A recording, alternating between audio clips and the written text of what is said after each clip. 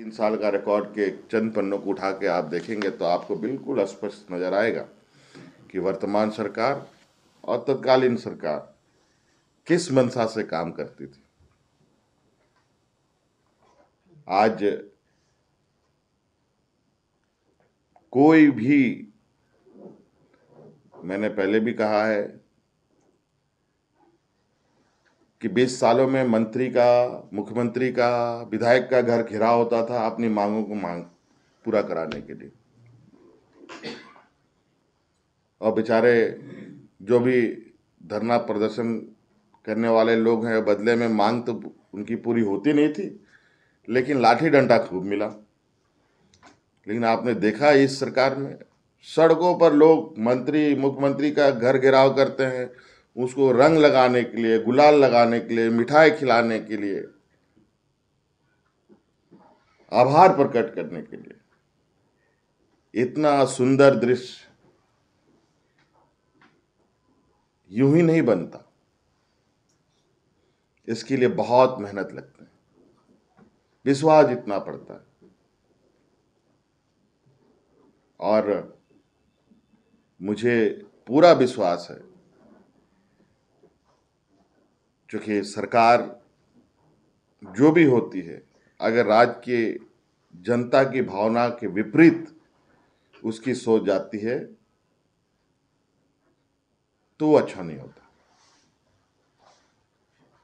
Sir यहाँ पर 20-20 साल के बाद, पहली बार 20 सालों के बाद लोग जाकर के अपनी दुकानें खोल रहे हैं, 20 वर्षों के बाद।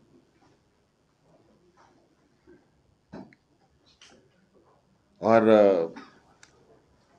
चूंकि वक्त का अभी ये नहीं था कि हमको समय नहीं मिलने की वजह से, नहीं तो मैं खुद किसी दिन बूढ़ा पहाड़ जाऊंगा, और हमने कहा हुआ है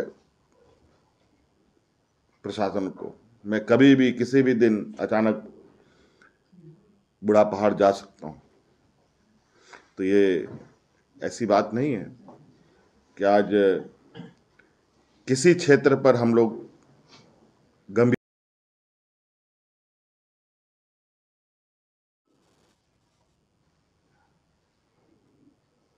आज अगर आप देखें ग्रामीण क्षेत्र के नौजवान किन क्षेत्रों में सबसे अधिक नौकरियां पाते थे, या तो वो आर्मी में जाते थे,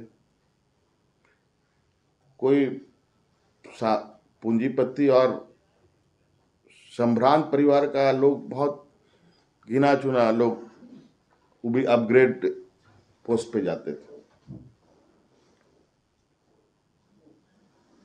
सेना में लोग जाते थे, रेलवेज में जाते थे, बैंकों में जाते थे, ऐसे ऐसे कंपनियों में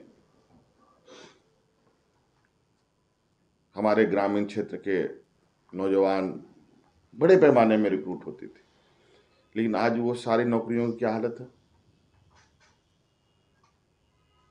हमारे देश के नीति निर्धारणों ने, जो नीति निर्धारण करते हैं हमारे विपक्ष के लोग, इनको बताना चाहिए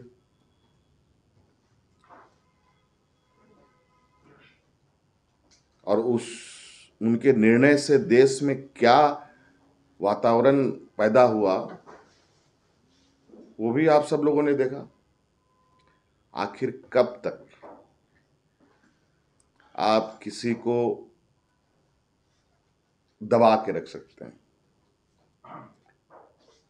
एक्शन का रिएक्शन आज नहीं कल तो होगा। आज एक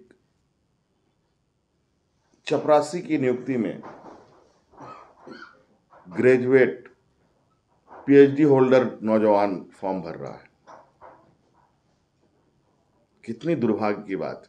क्यों हो रहा है, क्या सोची समझी तरीके से ये कराए जा रहे हैं, ये समझ से परे।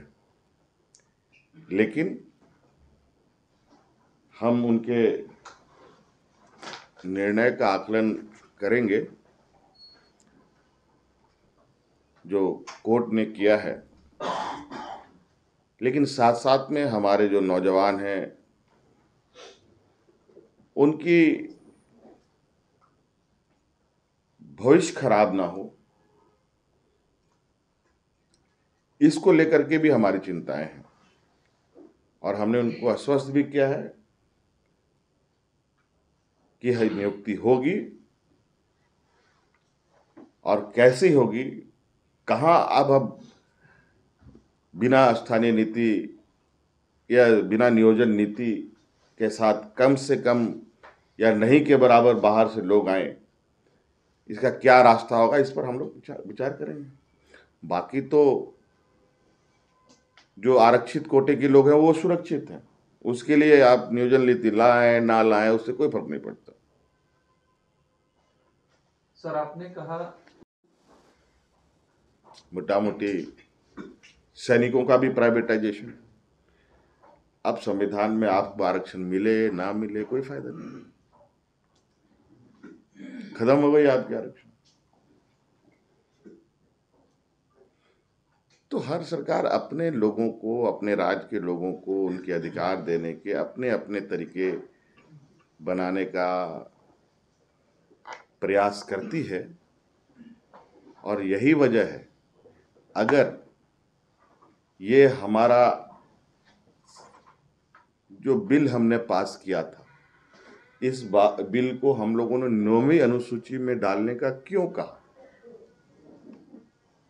वो इसीलिए कि ऐसे खुराफात लोग फिर कोर्ट में जाकर के इसको चुनौती ना दे पाए,